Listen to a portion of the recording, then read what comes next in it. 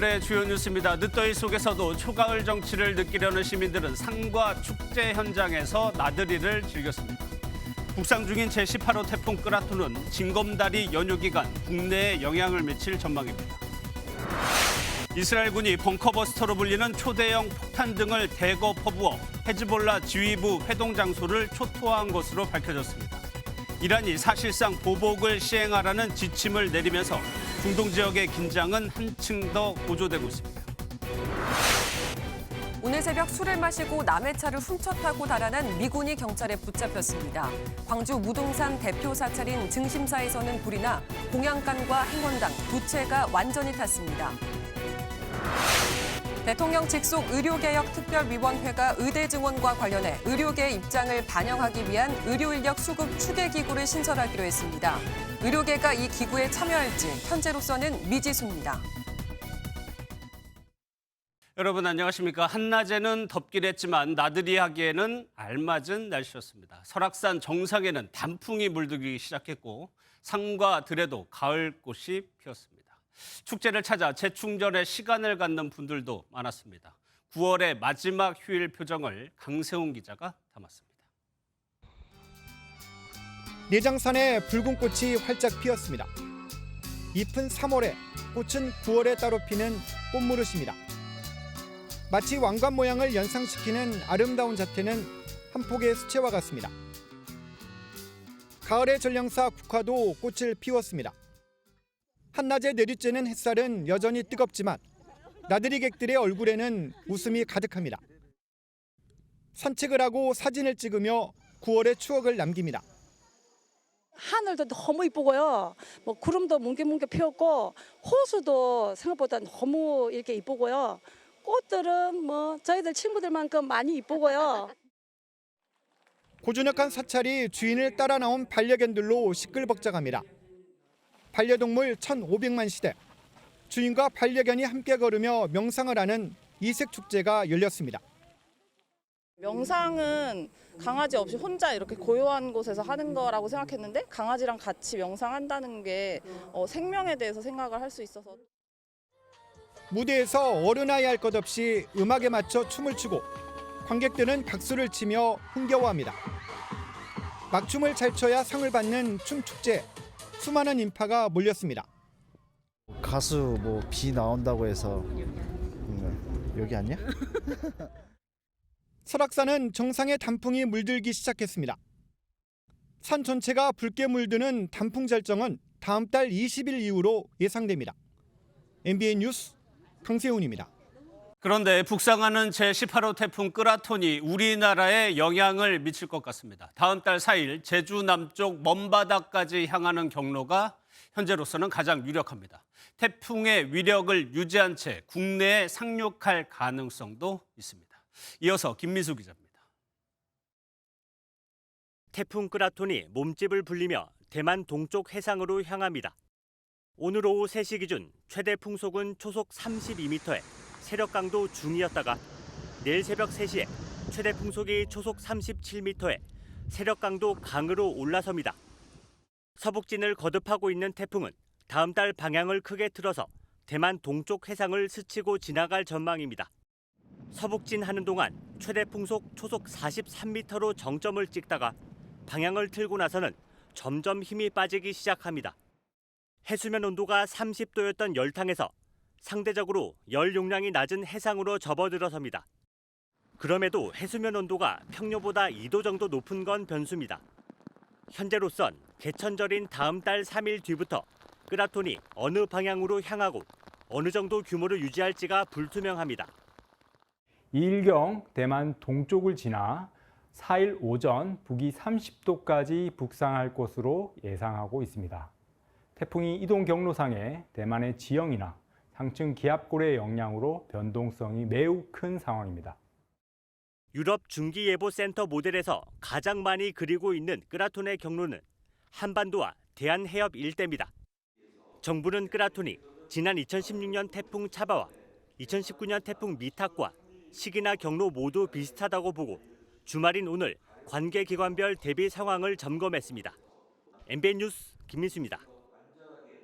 이스라엘에 암살된 나스랄라는 무려 32년간 헤즈볼라를 이끌어온 헤즈볼라를 상징하는 인물입니다. 나스랄라 체제에서 헤즈볼라는 병력 최대 5만 명, 15만 기 이상의 미사일과 로켓을 갖춘 막강한 군사 조직으로 성장했습니다. 특히 2006년 이스라엘과의 전면전은 아랍권에서 성공적인 항전으로 꼽히며 헤즈볼라는 중동의 맹주인 이란의 가장 영향력이 큰 세력이 됐습니다. 나스랄라 암살이 성공할 수 있었던 이유는 이스라엘 공습이 정확하게 이뤄졌기 때문입니다. 이스라엘이 공개한 영상을 보면 전투기 8대 폭탄이 달려있는 것을 볼 수 있습니다. 이스라엘군은 2초 간격으로 폭탄 100개를 투하했다고 밝혔습니다. 이 폭탄은 2m 두께 콘크리트 벽을 뚫고 들어가 폭발하는 벙커 버스터로 헤즈볼라 본부는 순식간에 초토화됐습니다. 먼저 박규원 기자가 보도합니다. 폭탄을 탑재한 이스라엘군 전투기가 순차적으로 이륙합니다. 해가 지고 임무를 마친 뒤 귀환하는 전투기에는 실려있던 폭탄이 모두 사라져 있습니다. 레바논의 수도 베이루트 남부 다이에 지역에 헤즈볼라 중앙본부를 폭격해 수장 하산 나스랄라를 제거한 이스라엘군이 작전에 참여한 전투기의 모습을 공개했습니다. והמסר הוא מסר פשוט, מי שמאיים על אזרחי מדינת ישראל נדע להגיע בצפון, בדרום. 이스라엘군은 900kg이 넘는 폭탄 100여 개를 2초 간격으로 헤즈볼라 본부에 정확하게 투하했다고 밝혔습니다. 폭격에 사용된 폭탄은 2m 두께의 벽도 뚫을 수 있는 초대형 폭탄으로 지하 구조물을 파괴하는 데 사용돼 일명 벙커버스터로 불립니다. 이 공격으로 폭격 지역에는 커다란 구덩이가 생겼고 빌딩 최소 4채가 무너졌습니다. 이번 작전은 특히 헤즈볼라 지휘부의 움직임을 정확하게 인지하고 정밀 타격했다는 점에서 이스라엘 정보망의 위력을 보여줬다는 분석이 나옵니다. 실제로 이스라엘군은 정확한 표적 공습으로 최근 헤즈볼라 핵심 지휘관 8명 중 7명을 제거해왔습니다. 나스랄라의 죽음이 조직력에 치명타를 줄 것이라는 분석이 나오는 가운데 헤즈볼라는 이스라엘에 계속 맞서 싸울 것이라는 성명을 발표했습니다. MBN 뉴스 박규원입니다. 헤즈볼라를 지원하는 이란은 보복을 다짐하고 있습니다. 저항의 축의 하나인 예멘 후티 반군은 네타냐후 총리가 귀국하는 시점에 이스라엘을 향해 미사일을 쏘기도 했습니다. 이스라엘은 레바논 국경 쪽으로 탱크를 집결시키며 우리를 때리면 누구든지 때릴 것이라고 경고했습니다. 이어서 정설민 기자입니다. 이란의 수도 테헤란. 비 내리는 날씨에도 수많은 시민들이 거리로 나왔습니다. 헤즈볼라의 수장 나스랄라의 죽음을 슬퍼하며 이스라엘에 대한 보복을 외쳤습니다. خبر قطعی شنیده شد و اسرائیل نابود خواهد شد. اسرائیل محو شدنیه. قطع به یقین بدونیم. اسرائیل غاصب رفتنیه. 그동안 개입을 자제해왔던 이란도 최고 지도자 하메네이가 나서 헤즈볼라에 대한 전면 지원을 선언했습니다. بر همه مسلمانان فرض است که با امکانات خود در کنار مردم لبنان و حزب الله سرافراز بایستند و در رویارویی با رژیم غاصب و ظالم 이란 내부에서는 이스라엘과 싸울 군대를 레바논에 파병하는 방안까지 거론되고 있습니다. 무장동맹 저항의 축도 일제히 보복을 다짐했고 예멘의 후티 반군은 이스라엘을 향해 미사일까지 발사했습니다. 이스라엘도 가만히 있지는 않았습니다. 네타냐후 총리는 이란을 향해 누구든 우리를 때리면 우리도 그들을 때릴 것이라며 전면 경고했습니다. אין מקום באיראן או במזרח התיכון שהזרוע הארוכה של ישראל לא תגיע אליו. והיום אתם כבר יודעים כמה זה נכון. 이스라엘은 레바논 하늘에서 공습을 이어가는 동시에 레바논 국경 지역에 탱크를 비롯한 대규모 병력을 집결시키고 있습니다. 이스라엘과 이란의 전면전 가능성이 점점 커지면서 중동의 전운이 최고조로 치닫고 있습니다. MBN 뉴스 정설민입니다.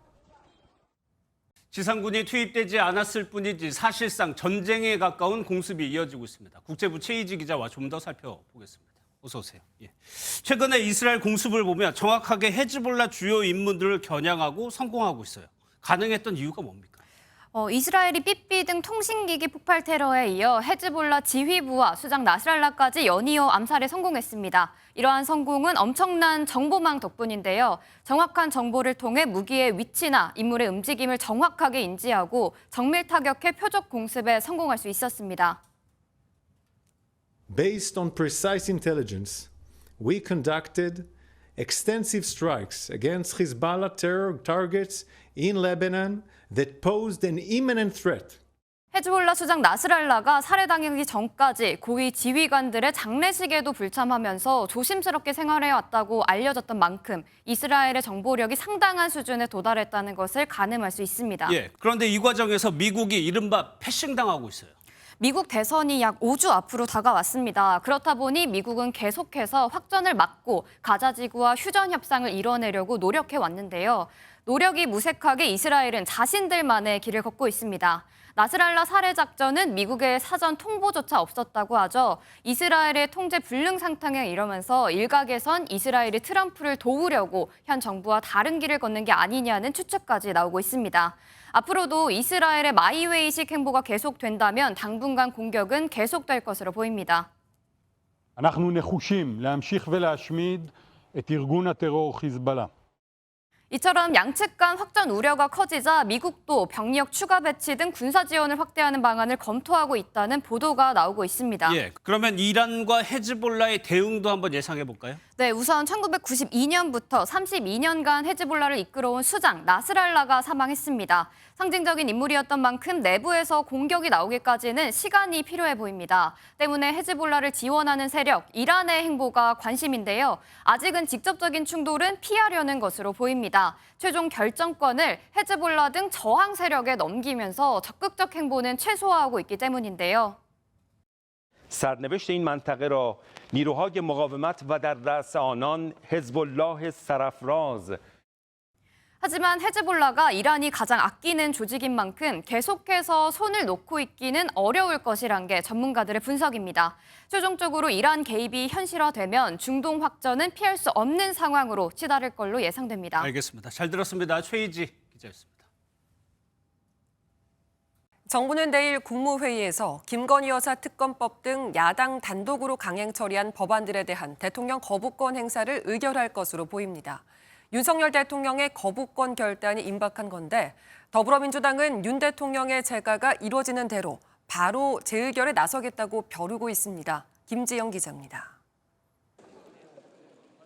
야권은 지난 19일 여당이 불참한 가운데 김건희 여사 특검법과 최혜병 특검법, 지역화폐법의 국회 본회의 처리를 강행했습니다.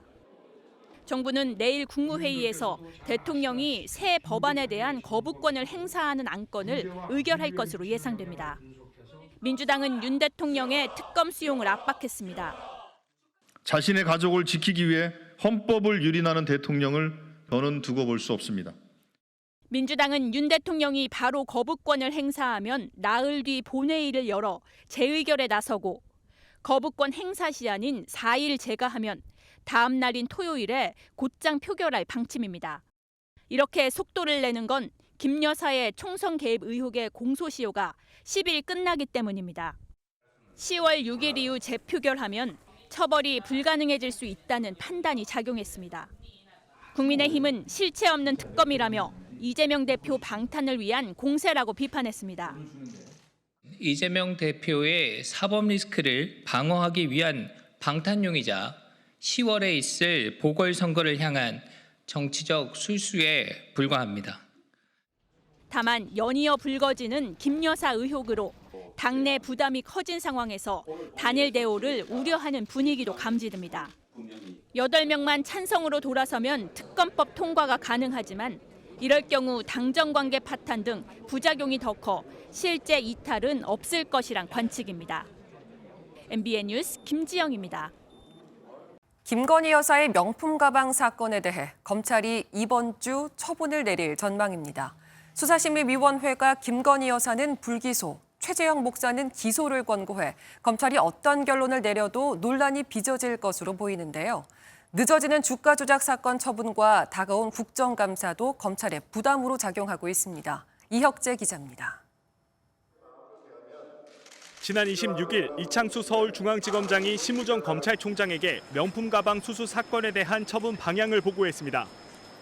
검찰은 이번 주 김건희 여사와 최재형 목사를 모두 불기소 처분할 것으로 보입니다. 명품 가방 선물이 직무 관련성이 없다고 본 겁니다. 바람직하지 못한 처신이 법률상 형사처벌의 대상이 되거나 범죄 혐의가 인정되는 것은 아니다는 점. 하지만 최 목사 수사심의위원회에서는 일부 위원들이 직무 관련성이 있다고 봤고 논의 끝에 한 표 차이로 기소할 것을 권고했습니다. 판단이 엇갈린 만큼 처분이 나오면 논란을 피하기 어려울 것으로 보입니다. 김 여사의 주가 조작 사건 연루 의혹도 검찰 처분이 늦어지면서 논란을 키우고 있습니다. 다른 주가 조작범 항소심 선고가 나왔고 전주 전수조사까지 진행되면서 수사는 마무리 단계지만 검찰은 선고 뒤 2주 넘게 처분을 내리지 않고 있습니다. 김 여사는 지난 7월 검찰 조사 당시 주가 조작 일당과의 관련성을 부인한 것으로 알려졌습니다. 다음 달 국정감사에서 김 여사 검찰 처분을 두고 야당의 공세가 예고돼 있는 만큼 검찰의 부담은 커져갈 전망입니다. MBN 뉴스 이혁재입니다. 오늘 새벽 서울 강남에서 외국인 남성이 정차 중인 차를 훔쳐 타고 도망쳤습니다. 범인은 미 공군 소속 현직 군인이었고 부대가 있는 경기도 오산에서 붙잡혔는데 만취 상태로 훔친 차를 몰고 50km를 이동한 것으로 알려졌습니다. 노하린 기자의 단독 보도입니다. 차량과 보행자가 뒤섞인 골목길. 미니쿠퍼 한 대가 마주오는 차량과 스치듯 골목길을 빠른 속도로 빠져나갑니다. 오늘 새벽 1시 반쯤 서울 신사동의 한 골목에서 주차 중인 차량이 도난당하는 사건이 발생했습니다. 남성은 차량 주인이 시동을 걸어둔 채 잠시 장애물을 치우려고 내린 틈을 타 차를 타고 그대로 달아났습니다. 추적에 나선 경찰은 남성이 서울을 벗어나 경부고속도로를 타고 경기 오산까지 약 50km가량 이동한 사실을 실시간으로 확인했습니다. 공조 요청을 받은 경기 남부경찰청은 새벽 2시 50분쯤 오산의 한 지하차도에서 남성을 절도 혐의로 긴급 체포했습니다. 경찰 조사 결과 남성은 미 7공군 소속 20대 군인이었습니다. 남성은 차량 주행 과정에서 비틀거리는 모습도 포착됐는데 혈중 알코올 농도 면허 취소 수준이었던 것으로 파악됐습니다. 서울 강남경찰서는 조만간 이 남성을 불러 음주운전 등 여죄를 포함한 구체적인 사건 경위를 조사할 계획입니다. 한편 미 공군 측은 해당 대원은 군 보안부대로 인도된 상태라며 향후 수사에 협조하겠다는 입장을 밝혔습니다. MBN 뉴스 노하린입니다. 오늘 광주 무등산 국립공원에 있는 증심사에서 불이 났습니다. 다양한 불교 문화재가 있는 곳으로 건물 2동이 탔지만 주요 문화재는 피해를 입지 않았는데요. 인천 지하철선로에선 30대 여성이 전동차에 치여 숨졌습니다. 휴일 사건 사고 소식 김영현 기자입니다. 지붕 위로 시뻘건 불길과 함께 연기가 치솟고 소방대원들이 물을 뿌립니다. 오늘 오전 9시 50분쯤 광주 무등산 국립공원에 있는 증심사 식당인 공양간에서 불이 났습니다. 소방당국은 대응 1단계를 발령해 5시간 30분 만에 불을 껐습니다. 광주시 문화재로 지정된 공양간과 생활관인 행원당이 불에 탔지만 다행히 주요 문화재는 훼손되지 않았습니다. 인명피해도 없었지만 한때 불길과 함께 연기가 사방으로 퍼지면서 등산객과 차량 출입이 통제되기도 했습니다. 불이 난 건물이 목조 건물인데다 수원지에 진화용으로 끌어다 쓸 물이 부족해 불을 끄는 데 애를 먹었습니다. 기와로 이렇게 덮여 있는 경우에는 안쪽에서 화재가 발생하면은 좀 드러내줘야 되거든요. 건물상의 이제 구조 때문에 이제 그런 거죠. 소방당국은 공양간 우수관 용접 작업 중 샌드위치 패널에 불꽃이 튀어 불이 난 것으로 보고 정확한 화재 원인을 조사할 예정입니다. 오늘 오전 6시쯤 인천 미추홀구 도화역 선로에서 30대 여성이 전동차에 치여 숨졌습니다.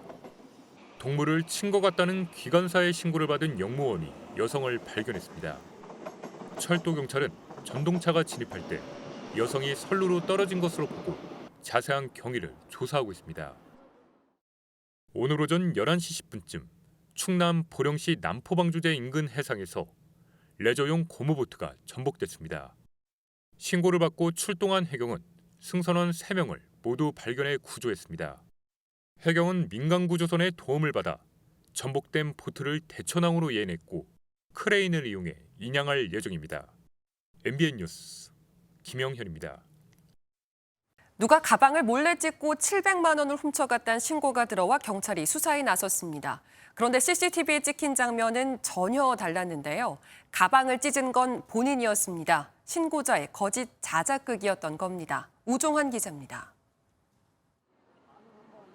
지난 6월 20대 남성 A씨는 서울 강남역 인근에서 친구를 만납니다. 친구에게 빌린 돈을 갚겠다고 만난 건데 A씨는 돌연 가방이 찢어졌다, 700만 원이 있었는데 소매치기를 당했다고 말했습니다. 이어 경찰에 소매치기 신고까지 한 A씨. 이때까지만 해도 실제로 범행을 당한 것처럼 보였습니다. 하지만 사건을 수사하던 경찰은 CCTV에서 황당한 사실을 발견했습니다. 친구를 만나기 직전 근처 편의점 CCTV에 찍힌 A씨. 무언가를 구매합니다. 눈썹을 깎을 때 쓰는 면도칼입니다. 이어 지하철역 계단을 올라가는 모습도 포착되는데 A씨가 메고 있는 가방은 멀쩡합니다. 약 2분 뒤 한 차량 근처에서 다시 포착된 A씨는 면도칼로 가방을 찢습니다. 알고 보니 소매치기는 거짓이었고 모두 A씨의 자작극이었습니다. CCTV를 16일 동안 분석했습니다. 소매치기 범행 특성상 신고자에게 밀착하거나 붙는 사람이 확인되지 않아 좀 이상하게 생각하던 차에 A씨는 돈이 없는 상황에서 친구로부터 빚독촉을 받자 시간을 벌어보려고 자작극을 벌인 걸로 드러났습니다. 경찰은 위계공무 집행방해 혐의로 A씨를 검찰에 넘겼습니다. MBN 뉴스 우종환입니다. 보이는 거라곤 온통 흙탕물, 아니면 쓰러지고 무너진 것들 뿐입니다. 초대형 허리케인 헐리니 휩쓸고 간 미국 남동부는 100년 만에 최악의 피해를 입었는데요. 50명이 넘는 사망자가 나왔고 재산 피해는 34조 원에 달할 거란 추산까지 나왔습니다. 장덕진 기자입니다. 마을 전체가 흙탕물에 침수돼 건물 지붕만 겨우 보입니다. 사람이나 도로는 찾아볼 수도 없습니다. 초대형 허리케인 헐린이 휩쓸고 간 처참한 모습입니다. 시속 225km에 이르는 헐린은 현지 시간 26일 플로리다주에 상륙한 뒤 5개 주를 강타했습니다. 사망자 집계가 진행되면서 사망자는 계속 늘어 50명을 넘었습니다. When the water got coming in our house, I had to sit in the truck and watched everything go on there. You know, we watched our town get tore pieces is what we done. 집은 무너지고 도로는 침수되면서 주민들은 충격에 빠졌습니다. It's very devastating. Like we all grew up down here. Grandpa, he passed away, and that's all the memories we have are down here. And it's just so sad. 국립 허리케인 센터는 헐린으로 인한 노스캐롤라이나주의 피해가 100년 만에 최악이라고 밝혔습니다. 허리케인이 약화되면서 복구 작업이 시작됐는데 상당한 시간이 걸릴 것으로 전망됩니다. There's going to be a lot of work to do in these areas over the next days, weeks, months, and unfortunately, sometimes these things take years. 국제 신용평가기관 무디스는 이번 허리케인이 유발한 재산 피해가 최대 우리 돈 34조 원에 달하는 것으로 평가했습니다. MBN 뉴스 장덕진입니다. 더불어민주당 이재명 대표가 오늘 MBN에 출연해 다양한 사안에 대해서 입장을 밝혔습니다. 이 대표는 영수회담 이후 윤석열 대통령에게서 한 차례 전화가 왔었다고 말했습니다. 당내 최대 현안인 금투세에 대해서는 유예 쪽에 무게를 실었고 의정 갈등 해법으로 대화를 강조했습니다. 이병주 기자입니다. 이재명 더불어민주당 대표는 최근 당내 토론회까지 진행할 정도로 의견이 갈린 금투세 시행과 관련해 유예에 힘을 보탰습니다. 주식시장 투명성과 공정성 제고 등 체질 개선이 먼저라는 설명입니다. 이것들이 다 되고 난 다음에나 하는 게 바람직하지 않을까 하는 생각은 하고 있는데 뭐 조만간 어쨌든 저희도 의사결정을 해야 되겠죠. 지난 4월 영수회담 이후 윤석열 대통령으로부터 연락을 받았다고도 밝혔습니다. 다만 통화 내용이 안부를 묻는 내용이었다며 국정 운영과 관련한 소통에 안타까움을 나타냈습니다. 특히 의료개혁과 의대 정원 증원 필요성에 공감한다면서 의정 갈등과 관련해서도 정부의 일방적인 추진 방식을 문제 삼았습니다. 2,000명을 5년 동안 10,000명을 늘린다고 하면 좀 골고루 펴서 1,000명씩 10년 할 수도 있고 700명씩 15년 할 수도 있거든요. 김건희 여사 특검과 최혜병 특검법 등을 놓고 정치권 난맥상이 지속되는 데 대해서는 국회의 입법권과 존재 자체를 부정하는 것이라고 꼬집으면서도 현실적으로 거부권을 막기 어렵다고 설명했습니다. 자신의 사법 리스크에는 검찰 공소장이 허위사실 공표라고 주장하며 재판부 판단을 믿는다고 말했습니다.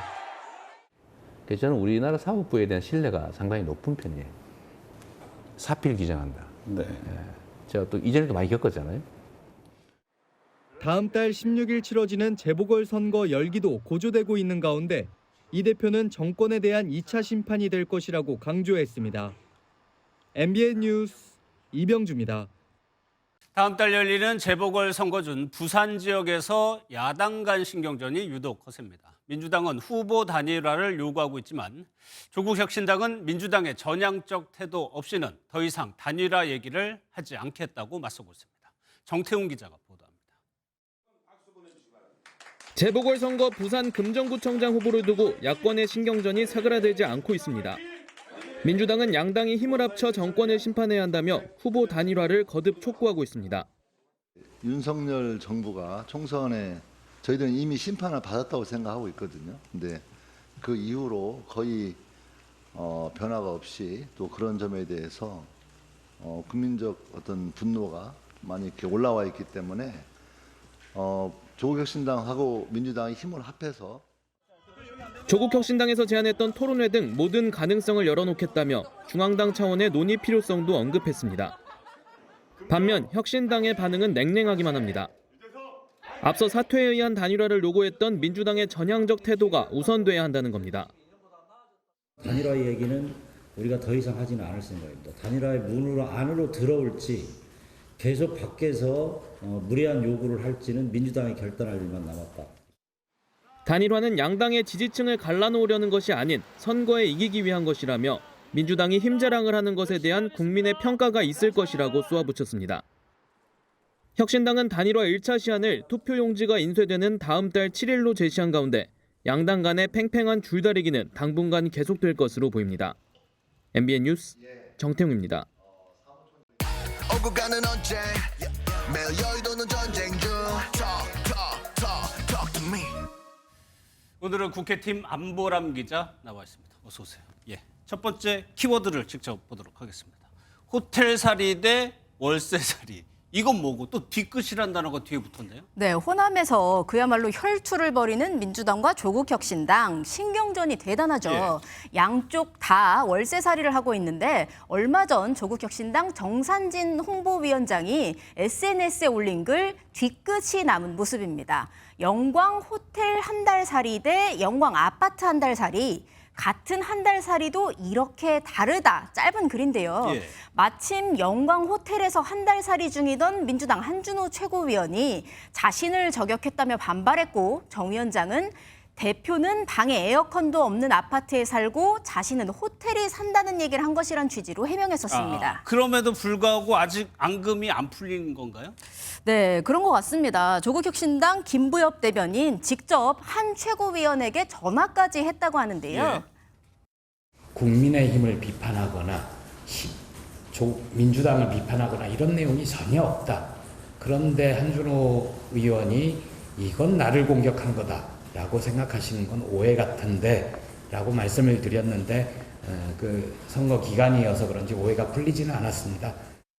두 당이 신경전을 벌이고 있다는 소식 앞에 전해드렸는데 이런 장면들이 좀 자주 포착되는 것 같아요. 네, 오늘도 그런 장면 또 있었습니다. 예. 직접 보시겠습니다. 영광 같은 경우는 판세를 한 치 앞을 못 보는 상황이고요. 최근에 여러 가지 설들인데 녹취 파일도 돌아다니고 한다고 하더라고요. 그런 부분과 관련해서는 저희가 굳이 말씀드리지 않겠지만. 취재해보면 어떤 녹취 파일인지 알 것이다 이런 말도 덧붙였는데요. 넌지시 상대 후보에 대한 안 좋은 얘기가 있다는 걸 알린 셈이죠. 서로 우군임을 자처하면서도 선거에선 이겨야만 한 두 당의 싸움 더욱 날카로워질 것 같습니다. 예. 두 번째 키워드도 한번 보도록 하겠습니다. 이승만 전 대통령 기록에 도전한다? 무슨 기록에 도전하는 겁니까? 대통령의 거부권입니다. 앞서 윤석열 대통령의 김건희 여사 특검법 등에 대한 거부권 이번 주 행사될 거라는 전망해드렸는데요. 민주당 박찬대 원내대표 어제 한 시민단체 주최 집회에 참석해 이번 주면 윤 대통령의 거부권 행사가 24번으로 늘어날 가능성이 크다며 이렇게 말했습니다. 독재자 이승만을 추앙하더니 이승만이 세운 45번 거부권 기록을 새로 쓰고 싶은 것인지 묻고 싶습니다. 박 원내대표는 그러면서 깨어있는 시민과 함께 무도한 정권의 폭정을 끝내기 위해 모든 노력을 다하겠다고 했습니다. 예, 어제도 그랬는데 민주당에서 최근 들어서 탄핵을 시사하는 발언들이 좀 자주 나오는 것 같아요.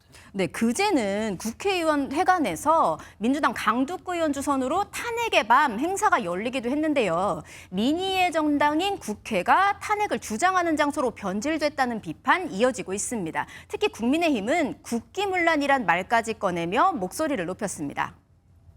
위헌 위법적인 탄핵 선동은 나라의 질서를 어지럽히고 민주적 정당성을 흔드는 국기문란 행위입니다. 강두구 의원은 반드시 탄핵을 이뤄내겠다며 아랑곳하지 않았는데요. 민주당은 후폭풍을 의식한 듯 당과는 무관한 일이다 이렇게 선을 그었습니다. 알겠습니다. 정치톡톡 안보랑 기자였습니다. 공정거래위원회가 배달앱 업계 1위, 배달앱 민족의 공정거래법 위반 의혹에 대한 조사에 착수했습니다. 배민이 음식 가격과 할인 혜택 등을 다른 배달앱과 동일한 수준으로 맞추도록 입점업체에 강요했다는 겁니다. 박통일 기자입니다. 배민이 배달비 무료 혜택을 받을 수 있는 구독 서비스 배민클럽을 도입한 건 지난 5월입니다. 입점업체들은 배민클럽을 통해 판매하는 음식 가격을 정할 때 경쟁사보다 같거나 낮게 설정하도록 하는 이른바 최해 대우를 요구받았다고 주장하고 있습니다. 저희 협회가 이번에 배달의 민족을 시장 지배적 사업자의 불공정 거래 행위 위반으로 공정거래위원회에 신고하게 되었습니다. 조사에 착수한 공정위는 이 같은 최해 대우 조항이 배달 수수료 인상을 야기하는 주요 원인으로 보고 있습니다. 배민이 수수료를 올리더라도 업주가 판매 가격을 조정할 수 없는 탓에 자유로운 상품 거래와 가격 결정권을 침해할 수 있다는 겁니다. 최해 대우 행위는 앞서 공정위가 추진한 플랫폼 공정경쟁 촉진법에서 규정한 4대 반칙 행위 가운데 하나이기도 합니다. 공정위는 배달 가격과 매장 가격이 같은 입점업체에 제공하는 동일 가격 인증제 역시 최해 대우에 해당하는지를 검토하고 있습니다. 입점업체들은 동일 가격 인증제가 온오프라인 상에서 같은 가격을 유지하도록 강제하는 사실상의 가격 통제라는 입장입니다. 반면 배민 측은 업주에 대한 최해 대우 요구는 경쟁사가 먼저 시작했다고 반박했습니다. 또 동일 가격 인증제는 소비자의 정보를 자발적으로 제공하는 제도일 뿐 강요나 통제는 아니라고 주장했습니다. 공정위는 지난 7월에도 배달 플랫폼사들의 불공정 행위를 들여다보겠다며 배민과 요기요, 쿠팡이츠 본사에 대한 현장 조사를 진행했습니다. MBN 뉴스 박통일입니다. 대통령 직속 의료개혁특별위원회가 의료인력 수급 추계기구를 신설하기로 했습니다. 쉽게 말해 앞으로 의사가 얼마나 필요한지 그 규모를 논의하는 기구인데요. 정부는 이 추계기구 구성원 추천권의 과반을 의사단체에 줘서 의대 증원 문제의 의료계 입장을 반영하겠다고 했는데 의사협회는 내년도 증원을 멈추는 게 먼저란 입장입니다. 전정인 기자입니다. 대통령실은 의료인력 수급 추계기구를 대통령 직속 의료개혁 특위에 신설하기로 했다고 밝혔습니다. 상설기구로 운영되는 추계기구는 전문가 10여 명으로 구성되며 전문가 추천권의 과반수를 의사단체에 준다는 방침입니다.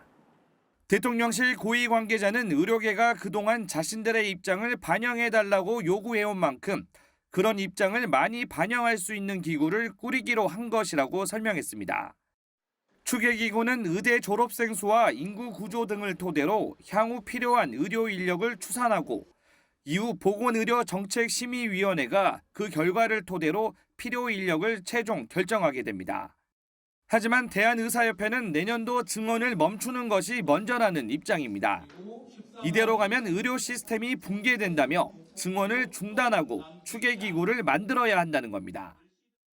지금 이렇게 아무 준비 없이 아무 근거 없이 있는 거를 멈추시고 이런 추계위원회에서 논의해서 정하면 됩니다. 더불어민주당은 기존의 의대 증원안이 주먹구구식으로 만들어졌다는 것을 자인한 것이라고 비판했습니다. MBN 뉴스 전정인입니다. 여전히 이산가족 상봉은 꿈도 못 꾸는 상황인데요. 상봉을 신청한 사람 중 생존자는 30% 남짓, 대부분이 80대 고령입니다. 통일부가 가상으로라도 그리운 고향을 만나보게 하겠다며 수억의 예산을 들여 메타버스를 도입했는데요. 취지는 좋지만 고령의 어르신들이 접근하기엔 쉽지 않아 보입니다. 김도형 기자의 단독 보도입니다. 이산 가족들의 고향 방문을 위해 만든 메타버스입니다. 남북 교류가 없는 상황에서 메타버스라도 그리운 고향을 만나보라며 통일부가 만든 건데 실제 이산 가족들의 사연들로 만들어졌습니다. 접속에 오류가 생기거나 로딩이 길게 걸리는 등 원활하게 돌아가지 않습니다. 이산 가족 생존자 가운데 70대 이상 연령대가 80%가 훌쩍 넘다 보니 조작도 쉽지 않아 보입니다. 통일부는 메타버스 관련 사업비로 20억 원 넘게 들였는데 이 중 이산 가족 메타버스는 하루 방문자가 100명 안팎에 불과합니다. 85세에서 90세 되는데 지금 점점 소멸되고 있지 않습니까? 없습니다. 알 수도 없어요, 그런 거. 알리지도 않았고. 차라리 그 접경 지역을 버스라도. 문제는 이뿐만이 아닙니다. 통일부는 지난 2019년부터 17억 원의 예산을 들여 북한에 있는 가족들에게 보낼 영상 편지를 찍어왔습니다. 이 영상 편지는 정작 북한에 보내지 못하고 있습니다. 유전자 검사도 마찬가지입니다. 2019년부터 40억 원의 예산을 들였는데 정작 이 기록을 가지고 북한에 있는 가족을 찾을 방법이 없습니다. 남북 교류가 경색됐다면 정부가 실질적으로 생존한 이산 가족들의 연령층에 맞게끔 맞춤형 정책 개발이 필요하다는 지적이 나옵니다. 좀 더 편한 그런 인터페이스를 만들어서 새롭게 구성을 하거나 감정을 교환할 수 있는 그런 시스템들로 바꾸었으면 합니다. 통일부가 수십억 원의 예산을 쓰는 사이 하염없이 상봉만 기다리는 이산 가족들의 속만 타들어가고 있습니다. MBN 뉴스 김도형입니다. 안 그래도 짧은 가을, 올해는 늦더위가 길게 이어져 더 짧게만 느껴질 것 같은데요. 그래도 오페라 팬들에겐 오래도록 기억에 남을 가을이 될 것 같습니다. 김문영 기자입니다. 다음 달 110년 전통의 세계적인 오페라 축제인 아레나 디 베로나의 오리지널 무대가 한국에서 재현됩니다. 이탈리아의 대작곡가인 푸치니의 마지막 오페라 투란도트가 무대에 오르는데 전설적인 연출가 프랑코 제피렐리판으로 공연합니다. 무대 세트, 의상, 소품, 가발, 신발, 어떤 부분 하나 놓치지 않고 모든 거를 다 그대로 실어서 한국으로 가져옵니다. 저희는 닦여진 공간이기 때문에 음향도 최적화시키는데 주안점을 두고 이탈리아 밀라노 라스칼라 극장의 올해 연출자가 연출한 무대이자 세계적인 테너인 플라시도 도밍고가 지휘봉을 잡는 투란도트 공연도 열립니다. 두 공연 모두 5만 원대에서 15만 원대 티켓도 있어 대중의 접근성을 높였습니다. 한국인이 가장 사랑하는 오페라 카르멘은 3회차를 맞는 한강 노들섬 클래식 축제에서 무료 야외 공연으로 열립니다. 올가을엔 리하르트 슈트라우스의 장미의 기사, 바그너의 타노이저, 시민 참여 창작 오페라인 사문진 등 쉽게 접하기 어려운 작품들도 무대에 오릅니다. 우리나라의 성악가들이요, 해외 극장에도 진출을 많이 하고 국내파들도 굉장히 많고 이러면서 두터워진 것 같아요. 오페라를 좋아하는 사람들이 동시에 많이 늘어났다고 생각이. 이탈리아 오페라의 정수를 경험할 수 있는 오리지널 제작팀의 무대와 국내에서 좀처럼 볼 수 없었던 대작들의 공연. 오페라로 물들 가을, 음악 팬들의 가슴이 설렙니다. MBN 뉴스 김문영입니다. 아침 저녁으로는 선선하지만 낮에는 여전히 여름 기온이 남아 있습니다. 내일도 서울의 낮 기온 28도, 나주와 밀양은 29도까지 오르면서 덥겠고요. 아침과의 기온차는 10도 안팎으로 크게 벌어지겠습니다. 국군의 날인 모레 화요일부터는 날씨가 급변하겠습니다. 전국 대부분 지역에 비가 내리면서 서울의 낮 기온이 22도까지 내려가겠고요. 수요일 아침에는 11도까지 뚝 떨어지겠습니다. 내일도 전국이 대체로 맑겠지만 아침에 전북 내륙을 중심으로는 안개가 짙게 끼겠습니다. 내일 중부지방 아침 기온은 서울 18도, 대전은 16도로 출발해서 한낮엔 대부분 27도 안팎까지 오르겠고요. 남부지방은 한낮에 30도 가까이 오르는 곳이 많겠습니다. 한편 현재 18호 태풍 꾸라토는 필리핀 마닐라 북동쪽 해상을 지나고 있습니다. 수요일 무렵에는 방향을 틀어 우리나라를 향할 것으로 보입니다. 아직 태풍의 진로와 강도가 유동적이지만 주 후반에는 우리나라가 직접 영향을 받을 가능성이 높습니다. 최신 기상 정보를 잘 확인해 주셔야겠습니다. 내셨습니다.